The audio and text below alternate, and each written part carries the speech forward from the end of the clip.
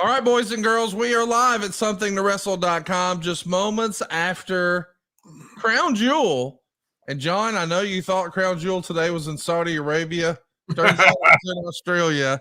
What a card it was, man. And I think the match of the night, at least in my opinion, was John Cena and AJ Styles.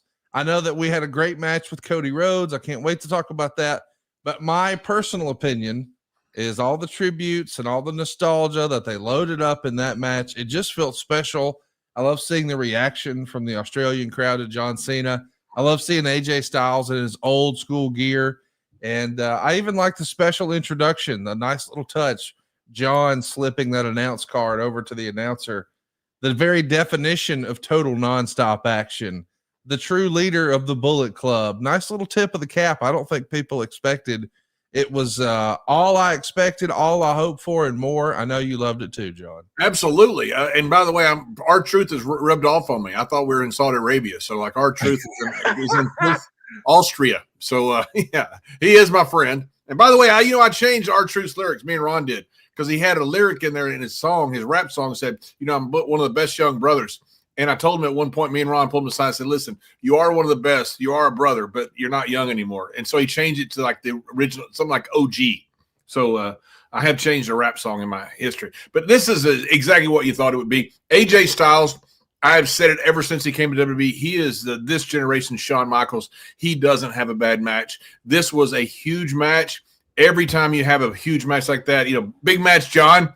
I just talked to Ron about the other day about meeting Rob Ory, who's Big Shot Rob. That's where I got the name from, was Big Shot Rob, because I loved Rob Ory. Gave that big match John to John Cena.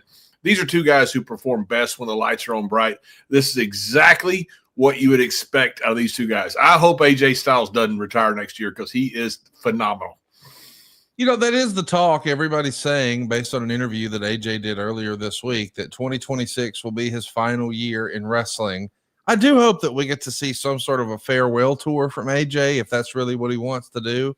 I think it would be really cool if, much like baseball and certainly basketball, if we could adopt this for pro wrestlers where we know this is their final year. I think that adds a lot, don't you? I do. Yeah. You remember when Dr. J did it? Remember back in the 80s? Well, you remember older than you. Dr. J went through that retirement tour, and it was just freaking amazing. Here's one of the greatest basketball players of all time. And every city that he was in got to say goodbye to him. So they had a ceremony in every city they went to. They were giving him motorcycles. They were giving him all kinds of stuff. It was so cool to see. And every night you would tune in to see what Dr. J would get in Detroit, in Philadelphia, in LA. It was really cool. And I think the same thing with wrestlers.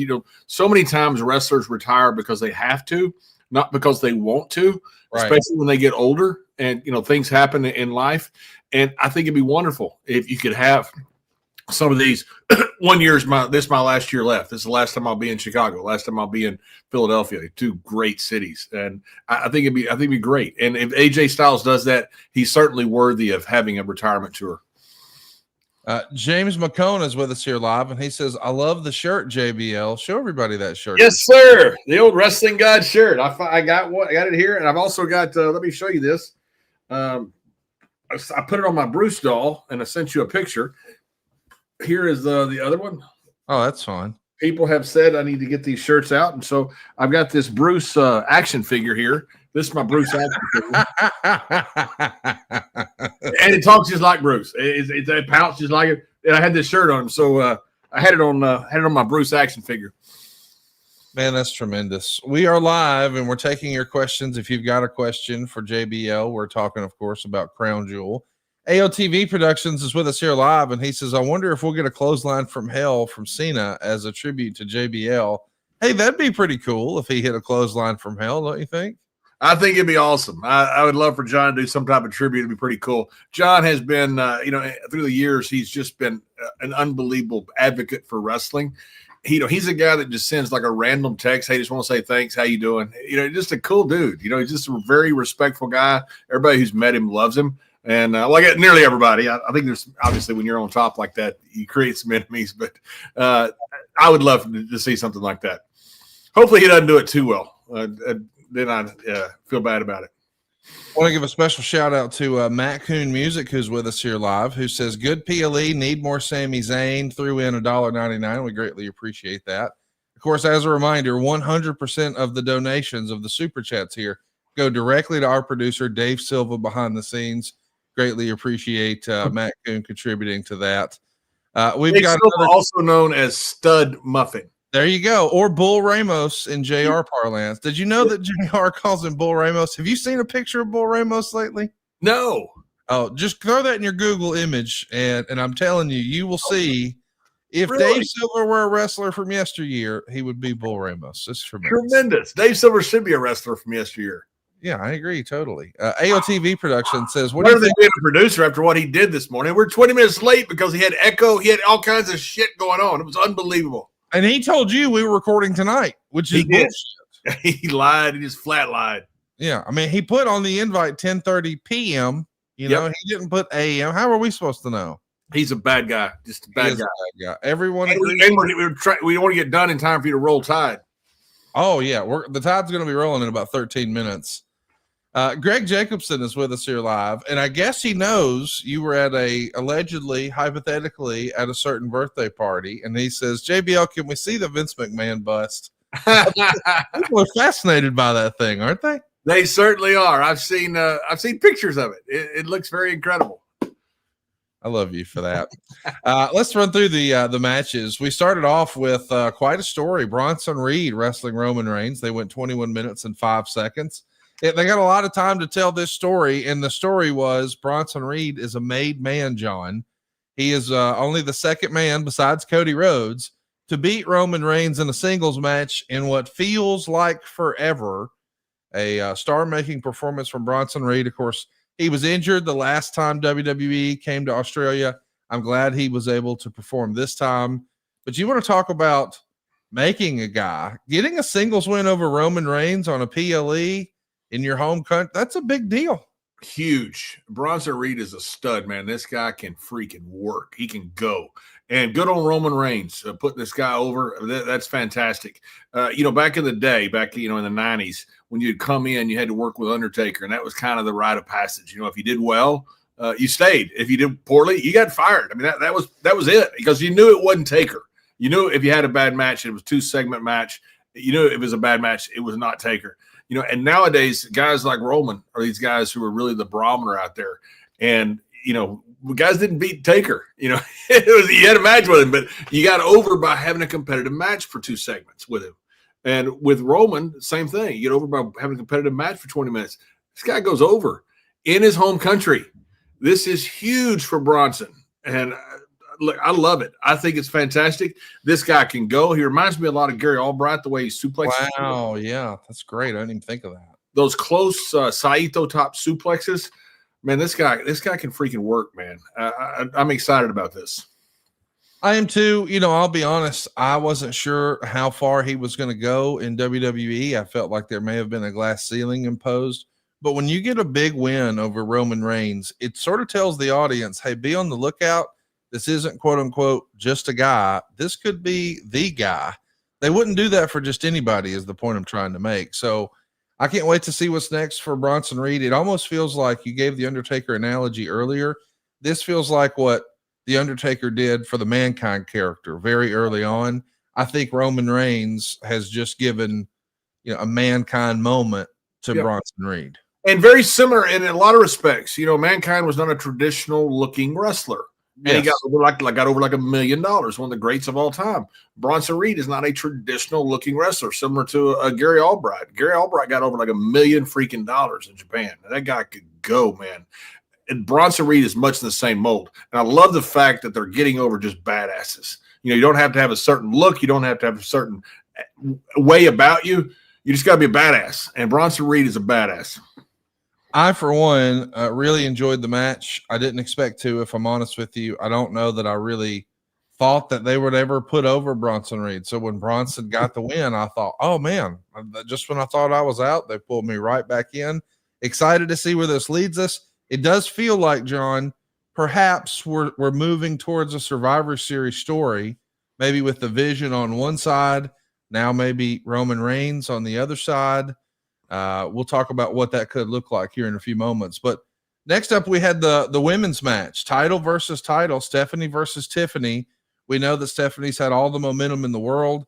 I thought Tiffany looked terrific. I'll admit I have not been watching WWE week in, week out, so I haven't seen her in a few weeks. John, she looks leaner than ever. I know there's been a push behind the scenes, or so it feels like, from WWE.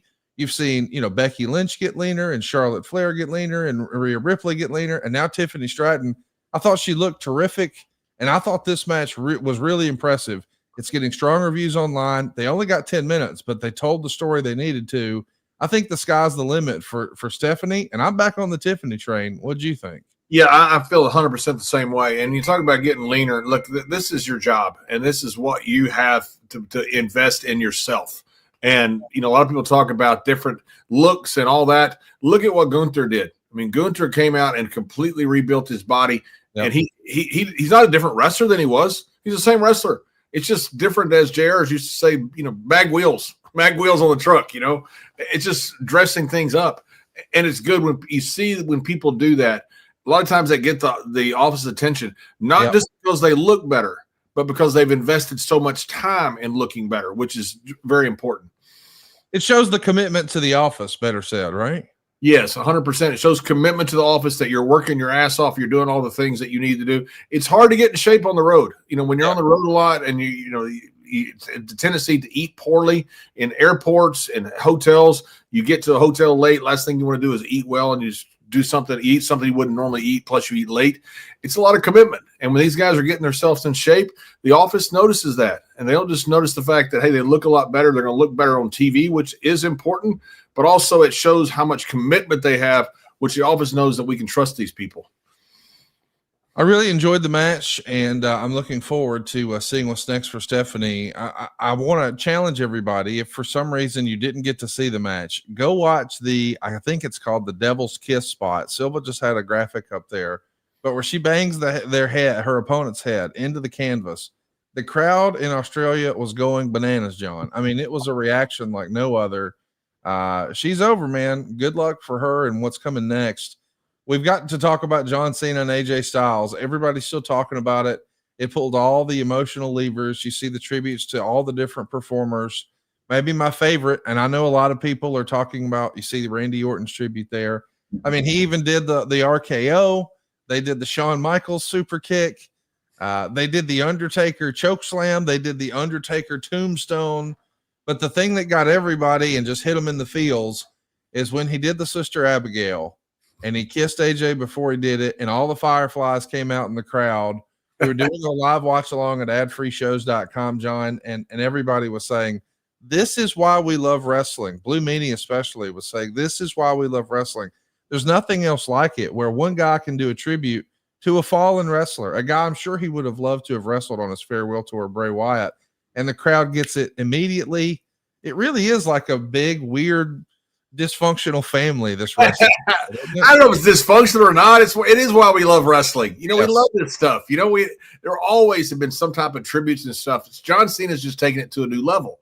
Guys would always do some type of tribute. I remember one time when Shawn Michaels was up on the second or third rope, Randy Savage was doing commentary, and Shawn Michaels does the elbow drop, but kind of puts a hitch in it just to show Savage he was a little better at it. It was just kind of cool. It's kind of an inside thing, for wrestling fans. That was 20 something years ago. It works today too. This is why fans love this stuff, because you see it, it's Randy Orton. You see it, it's Bray Wyatt. You see it, and you know who these stars are. I think this is so cool what John is doing. Totally agree. We want to know what you guys thought. What was your favorite tribute? There were lots of them in the match, and it feels like everybody has their own little favorite moment. But I even saw the Undertaker tweet after the show, thanking AJ, thanking John Cena. Because not only did they do the choke slam, but the tombstone right before Cena hit his finish was pretty fitting, considering that AJ was Taker's last opponent. Yeah. That's kind of fun, don't you think? Absolutely. Yeah, it was. I remember one time we had some young guy come in through a tryout match, and he used the tombstone as his finish. Oh, God. Oh, my God. We're sitting there going, you've got to be kidding me. The dead man's right there. He was main eventing the show that night. And literally when he came back, Taker just looked at him. The guy had no idea. I mean, he didn't think it was a tribute. He just stealing moves. It's just this is different. That was pretty funny. Needless to say, that guy didn't get a job. But that's so cool. That iconic tombstone finish. And I've taken that thing I don't know how many times. And Taker's always been so good with it. And it's so cool to see that and to see the John Cena paying homage to a guy that's been so important to so many people like Taker has been to me and to everybody else. We've got to talk about the women's tag. It was a homecoming for Rhea Ripley. Of course, her and Io picked up the victory. These ladies got plenty of time for the most talented female performers anywhere in the sport. Nearly 20 minutes. Probably no surprise that Rhea gets the win in Australia, don't you think? No, not a surprise at all. It kind of, every time I see this stuff, reminds me of, and I didn't see them, but the Jumping Bomb Angels, back in the 80s when they were drawing these massive crowds in the Tokyo Domes. It's so good to see women's wrestling, if women's from all over the world, be at least equal, maybe better than the men, whatever they are. I mean, it's all meritocracy which is where it should be. But it's really cool to see this. And Rhea has just been unbelievable. What an incredible star. I remember about 3 or 4 years ago, somebody told me, said, man, Rhea could be the top person, period, male or female. And I said, really? Because he had just come in. I didn't know the roster very well. And she certainly has lived up to all that. What a phenomenal performer. And it's always great to go home. The main event is what we're all tuned in for. Seth Rollins and Cody Rhodes, title versus title. Cody was the champ last year. Tonight was Seth Rollins' night. Before we got there, Paul Heyman had barred the rest of the Vision from interfering. Ultimately, what did it, John, was Cody's own watch being used against him as a foreign object. When Cody sets up his finish, little did he know Seth Rollins had that watch around his fist, rears back, bam, knocks him out. That's all she wrote. Seth Rollins is your winner. And then afterwards, of course, he calls out AJ Styles, proclaims himself to be the greatest of all time. It feels like Seth Rollins might lead a team against the John Cena team at Survivor Series. Do you think that's where we're headed? We've got something great coming up, I believe, 100%. And I believe they're setting this up. I think the storylines have been just fantastic, the way they're setting this up but not giving it away. The way that we're speculating. Conrad, you and I have watched wrestling for all of our lives and been involved in wrestling. We should know where the storylines are going. And we're sitting here guessing too. I love that. I kind of have an idea. I think I know where it's going. I think that's where it's going, but I don't know for sure. I love the way they're setting it up, but I love being the armchair quarterback to go, you know what? I think they're going to do this at Survivor Series, or maybe they're going to do it here. And then you start thinking about it. That to me is what's so great about wrestling. Seth Rollins, by the way, I mean, this guy, he may be the MVP. I don't know. Him and Roman, Cody, I mean, he may be the MVP the last 10 years. That Rollins has been in every major angle nearly, and it's just done an incredible job. And consistently they call on Rollins to be in this program, to be in that program, to be in this main event match, or to work with this guy and help get him over. Seth Rollins has done every bit of it. I mean, he has just been amazing. That guy he's a once-in-a-generation performer. Kevin Nash last year, or perhaps the year before, referred to Seth Rollins as this generation's Randy Savage. And at the time, I couldn't really make sense of that. But given the way you just laid it out, I thought to myself, Kevin was right. Because if Roman Reigns is the Hulk Hogan of this era, or the Cody Rhodes, then Seth Rollins is the Randy Savage. That makes sense to me. Makes perfect sense to me, too. Savage is the one guy who could carry the weight of that championship after Hogan. Warrior couldn't do it. Warrior did for a while. He was very popular, but, nothing wrong with that, by the way. I'm not picking at Warrior for saying that. I mean, you're talking about great or greater. You're not talking about great and sucks. But there are a few guys who could follow Hogan. Savage could. Very few guys can follow Roman. Very few guys can follow Cody. Seth can. He can stand on his own. I mean, that is just remarkable. I mean, he is an incredible performer.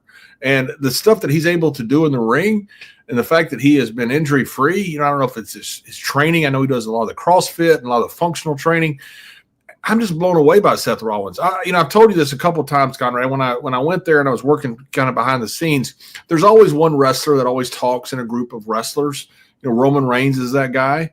Seth Rollins is that guy. Michael Hayes was always that guy. There's always one guy, that will talk. Bret Hart was that. Undertaker was that. Not just because they're the locker room leader, because they're the smartest guy in the room. And I remember we're sitting there and going over a big thing about 5 or 6 people. And all of a sudden, Seth just outlines this entire finish and program. And it was fantastic. I sat there, was just watching it going, this is pretty cool to see this. And you see why he's such a star. Speaking of stars, you got Jack Johnson running around there somewhere? No, I don't. He's around here somewhere. He's going to be watching football with me. He and Baby Briscoe. Well, you got this is mine. So since it's a show and tell here, we saw Jack Johnson. This is the Something to Wrestle debut of Baby. Outstanding. Yeah, she's the unofficial dog of Something to Wrestle. I don't care what Bruce says. The hell with Bruce. Totally. It's not even his show. He's been gone a year. No, it's not even his show. That show is 100% mine. Yes, I agree. Trigger Cheese is with us here live, and he says, you think Cena, the 2010 alter ego Juan Cena, might show up in AAA? I know he says he's going to retire and he's finished with WWE, but a one-off Juan Cena appearance in AAA would be funny. It would be great. I would. Yeah. Oh my God, I'd love that. I would go so freaking crazy. I remember when they had Alberto Del Rio Cena called him Juan Bradshaw Layfield. It was great. I got a great picture of me and DiBiase and Alberto, and I put 2 generations of stolen gimmicks in it. But so yes, I would love to see Juan Cena down in Mexico. Instagram, a wrestling historian, always brings the great questions. He says, speaking of WWE champion versus world heavyweight champion, what was the plan with you and Triple H? Creative was building up a match between the two of you, I think. What did happen with that, John? No, we did something at WrestleMania one year or something. And, Hunter was backstage. Hunter's great to work with. And he's so good off the cuff. He is really fast. I'm talking about his quick wit about him. And, I said something. I said, hey, yeah, let's do something here. And we kind of were both working it out. We just kind of did some stuff. And it really worked. I really wish during that time I could have had a match with Hunter. I've always wanted that. But there was no plans from my understanding. He was on Raw and I was on SmackDown. We just had a little cross reference there at Wrestle. I believe it was WrestleMania. And it worked really well. I wish I could have done more with Hunter during that time because he was so good on the mic and such a great wrestler. We wrestled several times. And I'll always enjoy being out there with Hunter. He just, he really is a cerebral assassin. He really is that good. AOTV Productions has a hell of a Survivor Series idea. He says, what about Jack Johnson, your cat, Baby, yes, my dog, Pharaoh, Cody's dog, and CM Punk's dog, Larry, forming a team? Unfortunately, as great of a team as that sounds like, I think Cody's dog, Pharaoh, would have to do most of the heavy lifting on that one. Yeah, I think so. I don't think Jack Johnson would be. And by the way, Jack Johnson always gets called by one name, so it is Jack Johnson, one name. I don't think so. The only thing that we would add to that is the old dog Briscoe. Actually, Gerald Briscoe. He's just an old dog, so we could add him because he's an old dog. We have a picture of him at the Waterloo, Iowa Hall of Fame with Rebecca's huge dog and Jerry, and you can't really tell which one's the dog. They're both old dogs. Rival Light is with us here live at somethingtowrestle.com. And man, does he have a great idea. He says, John, what about John Cena versus Seth Rollins for the World Heavyweight Championship? Can Cena win number 18 in his last match? Now that's interesting. I never considered that we might not just end at 17. We might go one more and let him retire as champion. I could get behind that idea. What do you think, John? Let's go a little nuts with the armchair quarterback in here. That sounds like fun to me. You have Cena win the 18th World Championship, which is be so freaking cool. Nobody would expect that. And then you put the title, as Vince used to always say, in abeyance. Vince loved that word, by the way, abeyance. We're going to put the title in abeyance. Look it up. That's the word. Say abeyance. And he had to say abeyance all this time on commentary, which was great because he was actually making things, a little bit more cerebral, which is cool. But that would be awesome. And then put the title in abeyance and work toward that at WrestleMania for a tournament. Put the Royal Rumble, something maybe for the title. You can do a lot of different stuff with it. I think it's a great idea. I didn't think at first. I was like, I don't know about Seth as the final opponent. I think I'd rather see Gunther. But when you sprinkled the title twist in there, it's like, oh, well, that's different. Yeah. That could be fun. Yeah.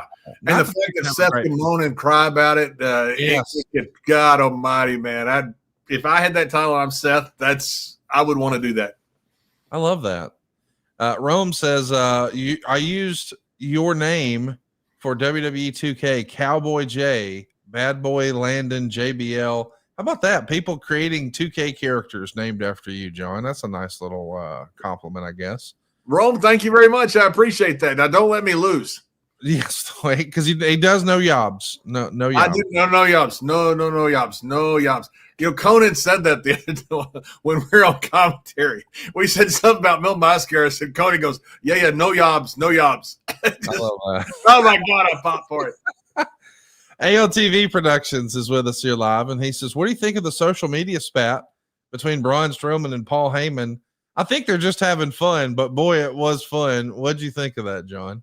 I love both of them. I think it's hilarious. Paul Heyman's response was so Paul Heyman. Paul's the best, man. I love Heyman. I think he's hilarious. I think he's funny. I think he's smart. And I loved what he came out with about that. I thought that was great. What he called him, Oswald Cobblepot or something before that? Tremendous. Yeah, which is like this old reference that, us old guys. Yes. Yeah. Awesome. Yeah. And then Heyman fires back with a cannon. I think it's tremendous. I love when guys do that. I remember when not very long ago, DiBiase was in a spat with somebody, but it was all tongue in cheek. And I remember Mark Henry tried to mitigate it, and finally Mark realized that it was a work. I love that. AOTV Productions has another armchair quarterback. What do you think about Brock Lesnar versus Braun Breaker at WrestleMania? Could that happen this year, John? Yeah, it certainly could. Yeah, there's no doubt it could. Sometimes, and it's hard to say, matchups make fights. Sometimes when you have two guys that are very similar, sometimes it's not great. I think this would probably be, Brock to me is better against a guy like Cody, a Roman, Seth, because it's so different. When we were, kind of, I guess at our peak or whatever you want to call it, me and Ron were rolling through guys. They didn't want us working with Undertaker and Kane because they said we were too similar, and we thought it'd be great. But maybe they're right about that.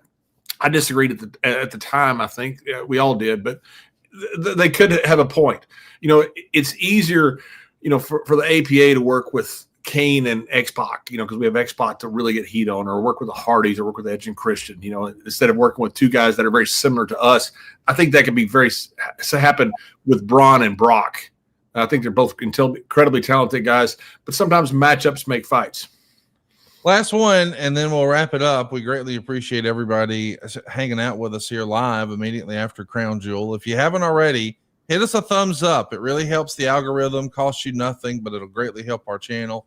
And hit that subscribe button. Don't forget the notification bell either. You won't miss us the next time we're live. AOTV Productions always has a Vince Russo take. I guess he's a Russo guy. He says, Vince Russo. Hey, I got to ask AOTV sometime when he answers, because he's always been so great with us, has terrific questions. Is he a Russo fan? I'd be interesting to know if he is. He says, Russo has vehemently criticized Triple H for hugging superstars after matches, saying, quote, real men and women, end quote, wouldn't do that, especially Vince. Is he just trying to be negative? There's no doubt that the management style and just the positioning of Vince on camera versus Triple H is different than what Vince did. But I don't know. The idea that we're saying you shouldn't hug the guys, like I think he's doing like his best Dana White is what what do you think of this? Yeah, I think he's trying to create some buzz out there about being negative about something with Triple H. I think he takes a lot of shots at him. It certainly appears from what I see on social media, and I remember when Vince, we had Sean and Kevin had that match. First time he had a guy go through a table, Kevin powerbombed Sean through a table. That's when they took off Mad Dog's leg, I believe it was. Yeah. Was that in Kansas City or St. Louis? Somewhere. I can't remember. Good friends, better enemies. He took a leg off and whacked him with it. Sean's coming back covered in blood. Vince is in one of those super nice custom suits. Vince walked up to him and grabbed him and gave him the biggest bear hug. He was so happy with that match. Gave Kevin a big hug. Got blood all over his suit and everything. So to say that Vince wouldn't do it, that's 100% wrong. Vince hugged a lot of people. Vince hugged me several times. It wasn't a every match thing, but that's fine. I don't know if it is with Hunter either. I'm not there in Gorilla. I had no idea what Hunter does or does, except for what I've seen. And he just seems to run the show. And I think Hunter's doing a terrific job. And if you have people that show you that they care and give you a hug, so be it, man. It's not, I mean, is that something that's bad? No, it's not bad at all. And neither was that match. I want to recommend it to folks. It actually went down, John, in Omaha, Nebraska. In Your House 7, good friends, better enemies. This is really Diesel's last pay-per-view before he jumped ship. They're on their way to WCW, but what a main event he had against Shawn Michaels for the world title. Just a tremendous match. They got plenty of time on it. It's probably one of the better Diesel matches of all time. Go check it out. And John, I think that the table spot was the first time a guy had been put through a table for us, I believe. A little bit of history there, I think. Now, there may be somebody else, but I think that was the first time. Brett and Diesel, the prior November at Survivor Series, did that when they switched. And I stand corrected. Yeah. But to your point, it was that era. You know, it was like 6 or 7 months prior to that, maybe at most. Yeah. But it was gaining some momentum with ECW and Sabu. But believe it or not, if you go back to Harley Race versus Hulk Hogan in the late 80s on Saturday Night's Main Event, Harley did a table spot. He had Hogan laid out on a table, and respectfully, this is not one of the more modern prepared tables. This was an old school real deal banquet table. And so he's going to do like a splash on Hogan. Hogan bails. Harley just eats shit on the table. And as a result, had a rupture, had some internal bleeding, had to have surgery. Like that, I think, is the first table spot in WWE. But wow, good. Boy, it was not like the others. You know what I mean? We used to tear up Dole King's table at not WCCW, Global Wrestling. Dole King, a really good announcer. Shout out to Dole King if he's ever out there. I love Dole. Good guy. Great voice, by the way. A great baritone voice, you know, kind of like a Lance Russell or Brad Nessler, you know, that terrific radio voice that works well on television. Just sounds authoritative, you know, when you have that baritone voice. But Dole King had that great voice. Was a great commentator. And we used to always break his table. Just to be a dicks. You know, we'd take a bump. He was right by the ringside, and we'd break his table almost every single Friday or Saturday night, whatever night we were working on at the time. And he finally reinforced that thing, and I took a bump on that one day. To this day, I still feel that bump. He laughed. He thought it was the greatest thing ever. He almost killed me. I came over the top rope, took a bump. Thought I'm going to go right through his table, screw up his whole table again. He's going to have to go the whole show without his table. And I almost broke every bone in my body. It was great. I love these old table stories. If you want to watch what I think was the very first table spot in WWE, go check out Saturday Night's Main Event from March 12th, 1988. That's where that Harley and Hogan match happened on Saturday Night's Main Event. Silva, Coco Dog is asking us, where can I get that Wrestling God shirt? You got a little slide to point them in the right direction today, Silva? I know that we've got a few new shirts here. There you go. Something to WrestleMerch.com, including the Block Club. The Block Club is my favorite. Like, we've heard of the Bullet Club. What about the Block Club? I don't know why that tickles me, but it does. There's nothing like the Block Club. I get all the time people come to me, hey, you blocked me a few years ago. And whenever Ron's movie goes, what'd you say? And they'll be like, oh. Then they admit they did something kind of nasty. John, we got to the bottom of it. AOTV fans says he is not a Russo fan. He just sees his opinions popping up on social media every now and again. Well, either way, we appreciate you always bringing the good questions. Thank you guys for joining. I get what you're doing, AOTV. You're stirring the pot, which I love. Hey, he's doing it for us. He's helping us create. That's okay. That's okay. Bring up whatever you want. I don't mind talking. Whatever's out there, and Russo's out there. That's fine.